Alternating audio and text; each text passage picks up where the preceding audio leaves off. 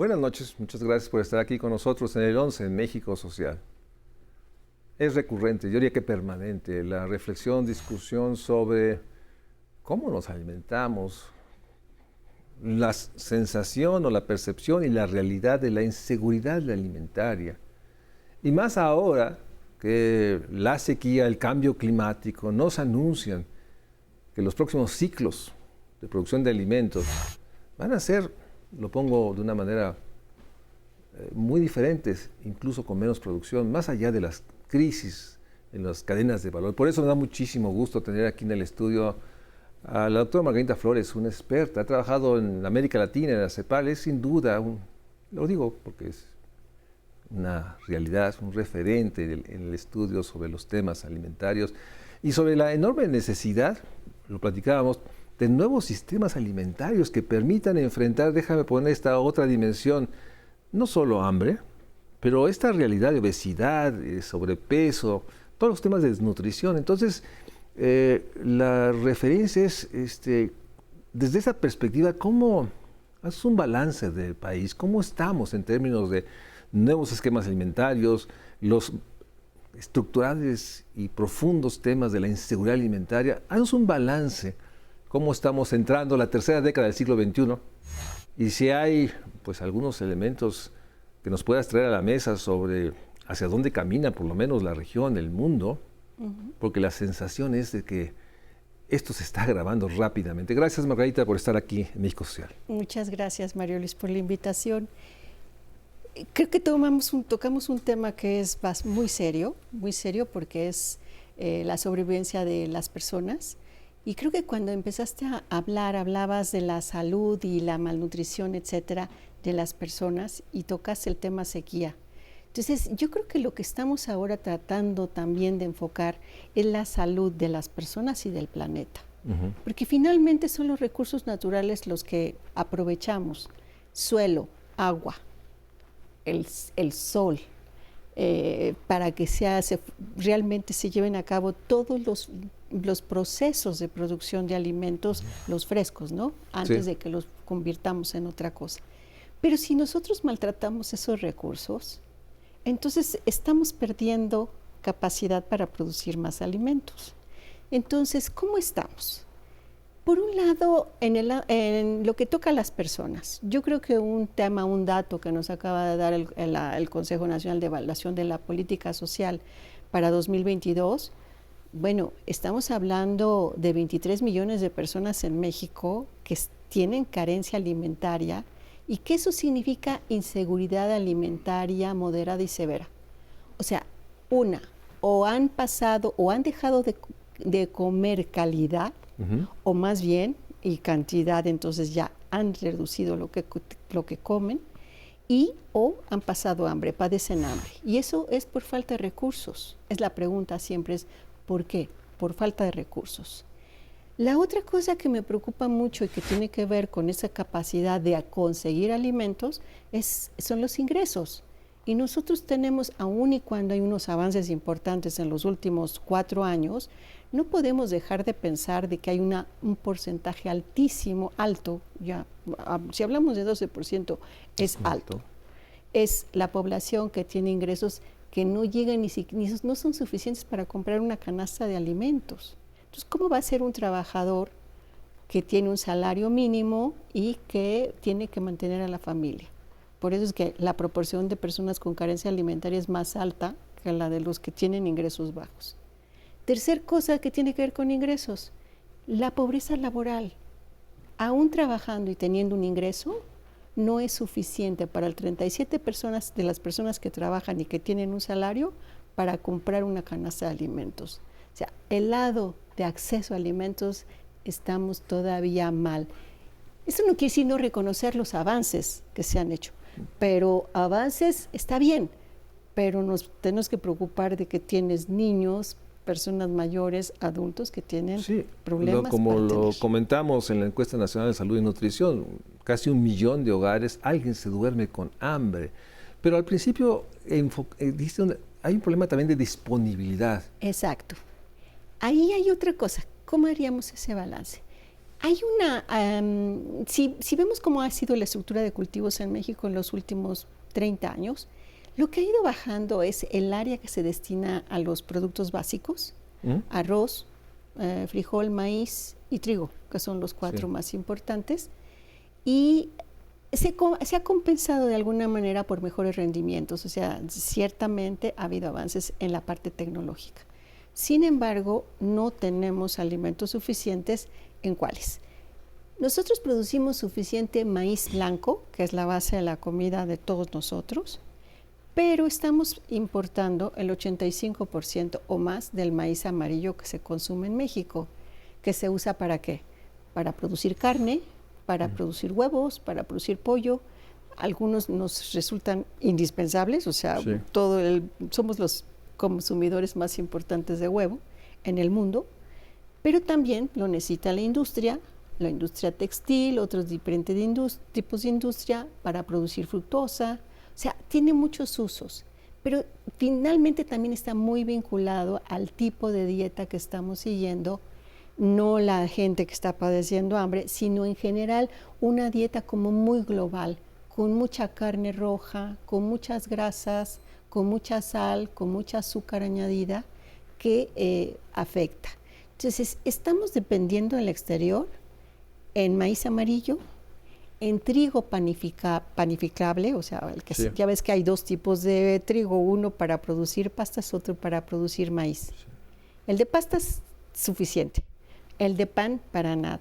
Y lo que es increíble es que son los productos claves a los que se iba a dar mayor importancia y prioritaria en este último gobierno. No ha bajado la dependencia.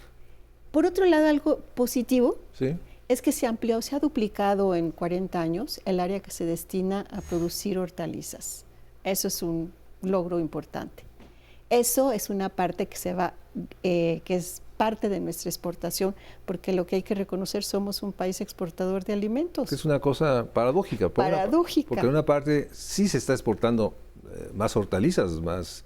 O sea, más jitomate, más pepino, más chile, etcétera.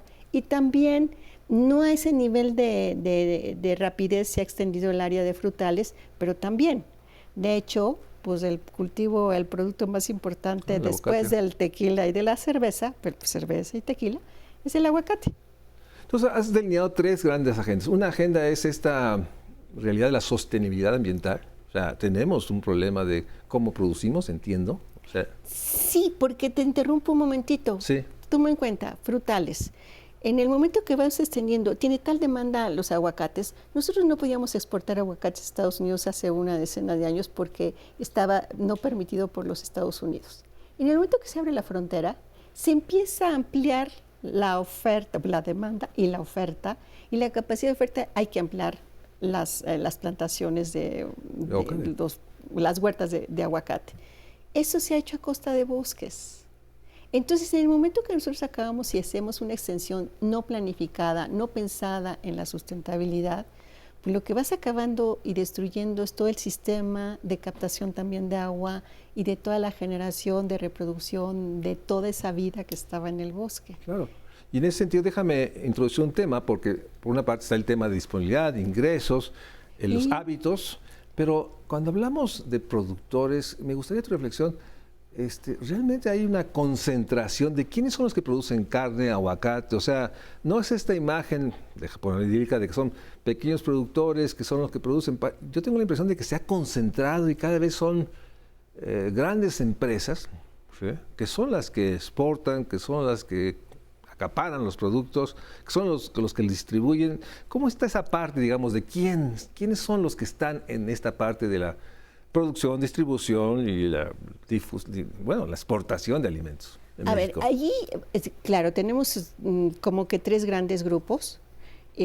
Por supuesto, campesinos, ejidatarios o como se llama en algún caso agricultura familiar, pues son, por ejemplo, 2.3 millones de productores que son beneficiarios de producción para el bienestar.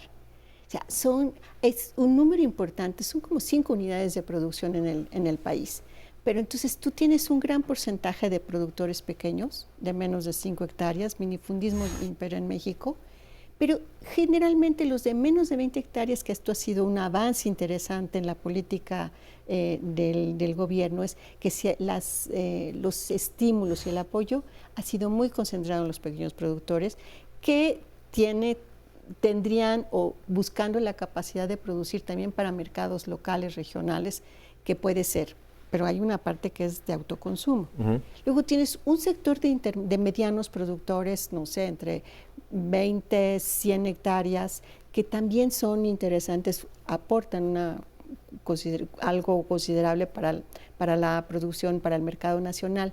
Pero sí es cierto que hay un pequeño número, relativamente pequeño, de grandes productores en grandes extensiones con alta tecnología, monocultivo, paquetes tecnológicos muy agresivos en algunos casos, para producir tanto para el mercado nacional como para la exportación. Ahí se concentra. De hecho, hay un dato interesante.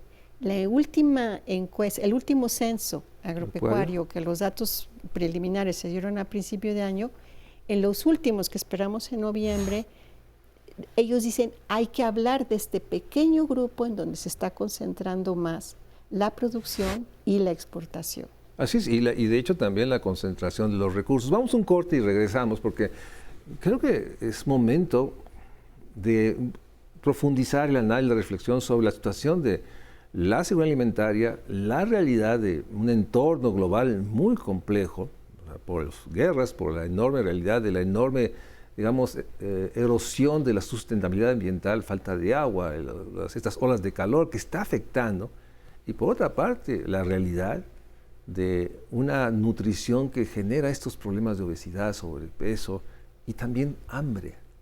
Y en el fondo lo que tenemos que es plantearnos, no solo qué se hizo en esta administración, sino hacia dónde debemos plantear, porque todo indica, como nos dice la doctora Margarita Flores, que los problemas estructurales de producción, comercialización, de sustentabilidad, están ahí y cada vez se agravan más. Damos un corte y regresamos aquí al Estudio México Social.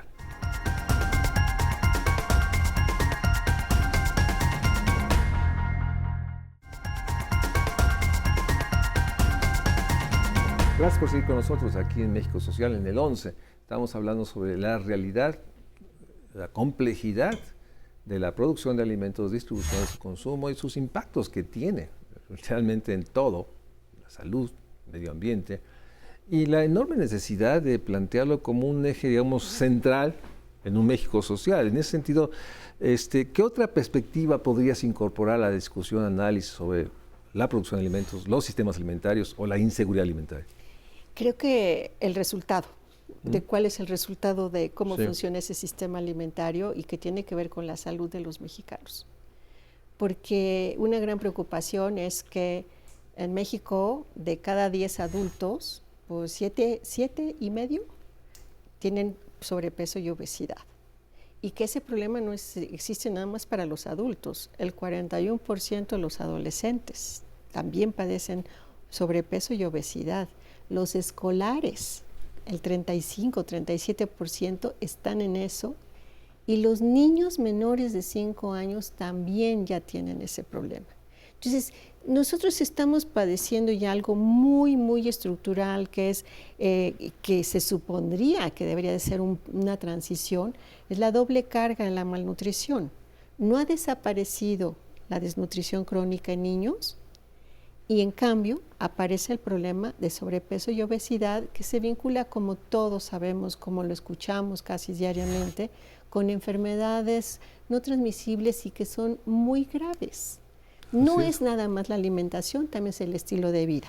Y en casos es de origen genético, pero tiene un peso importante. Entonces, eso nos debe de llevar un poquito como a considerar por qué se está tratando de analizar cómo un sistema alimentario es mejor construirlo a partir de lo que son las necesidades de alimentación de las personas, y que no son todas iguales, porque lo que tenemos en general es una tendencia a una dieta globalizada en donde una parte muy importante del consumo son alimentos que son ultraprocesados. Y en ese sentido déjame hacer una referencia, porque al principio de esta administración se planteó todos esos objetivos: seguridad alimentaria, producción de alimentos, apoyo a pequeños productores, algo que llamaban Segalmex, una empresa del Estado.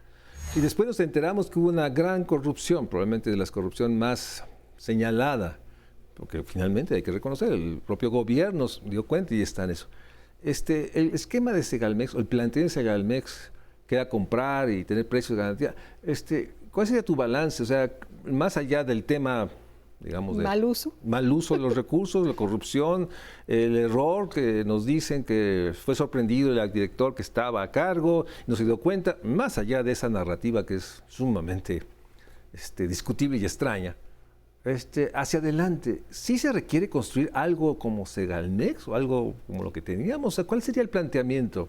En realidad es que Segalmex vino a eliminar otro tipo también de apoyos de comercialización que siempre se necesitan, que lo tenían más los productores comerciales. Segalmex como que se propuso la compra, la adquisición de cosechas, pero de los productores menores de 20 hectáreas.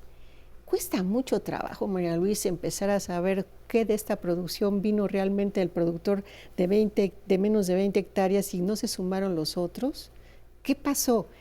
Como que era más, desde mi punto de vista, lo hemos discutido con otros colegas, que sería mucho más útil, interesante, por supuesto, mantener lo que es el sistema de distribuidoras Conasupo, que juega un papel muy importante. Todavía, siempre y cuando se le sigue incorporando productos frescos. Pero eso requiere como una visión realmente estratégica de complementar las cosas, ¿no?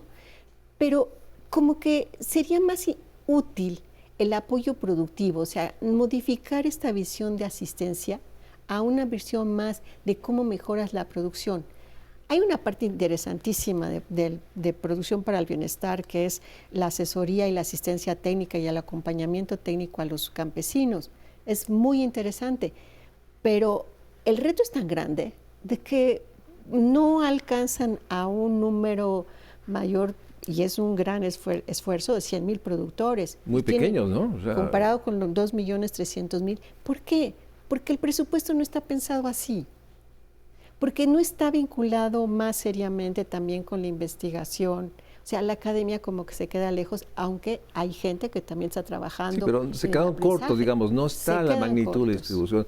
Y hacia adelante, o sea, a ver, todo el mundo nos dice, yo lo he dicho muchas veces, es que el ciclo primavera-verano, el que viene, hay problemas de sequía, hay problemas de insumos, hay problemas de asistencia técnica, y nos han dicho, medios y expertos, que la producción de alimentos, por lo pronto, en los próximos ciclos va a caer. Sí. ¿Qué significa esto? Significa de que vamos a tener, por un lado, problemas serios en el campo de los productores que producen básicamente para autoconsumo y que destinan muy poco excedente al mercado, porque no va a haber excedente de esa parte. Hay milpas en varios lugares del país que tú dices, bueno, no se le dio. O sea, no va a tener para guardar ni para vender, va a haber ni para problema. Mantener sus animales. Va a haber problema para ellos, muy serio. Y por el otro lado, pues sí va a aumentar también la dependencia, la necesidad o sea, va a haber que importar. Va a haber necesidad de importar. Y un tema de precios, porque también hay un tema de precios y subsidios. O sea, sigue estando ese tema de la enorme presión en el presupuesto federal, ¿no? Sí, y bueno, empieza a sentirse la preocupación de productores norte del país, sí, pero la sensación de que, déjame decir, se hicieron cosas pero no funcionaron del todo y llegamos al 24 o 30 con una necesidad de replantear todo, de hacer otro diagnóstico. ¿Cuál pondría los puntos a hacer? Es que tendríamos que tomar en cuenta realmente cuál es la participación de los diferentes grupos de productores y cuáles son los mecanismos con los cuales se va haciendo planeación más con una perspectiva más tanto económica, estratégica, de atención al consumidor realmente de salud, de una perspectiva de salud de las personas, pero la otra de la salud realmente del planeta. Si tú me preguntas, y vamos viendo también datos de las encuestas agropecuarias, bueno, lo poco que se hace relativamente para proteger la conservación del suelo. Se destruye el suelo muy rápido, regenerarlo es complejísimo, es dificilísimo.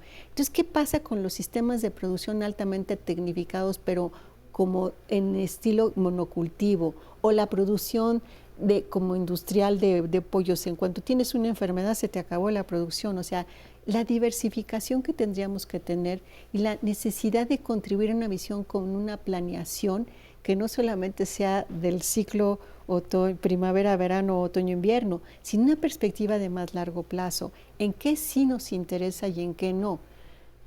No necesariamente vamos a ser productores de arroz que necesita mucha agua, ok, pero sí podemos saber hasta qué punto queremos depender de maíz amarillo y si podemos o no extenderlo. Tenemos una frontera agrícola. Depende de quién lo mida, pueden ser 23 millones de hectáreas o pueden ser más. Y estamos cultivando 21, a veces 19. Entonces hay un límite también. Entonces hay que reconocerlo eso, pero entonces tendríamos una gran capacidad por parte de nuestros centros de investigación de colaborar, de tener como mayor interacción.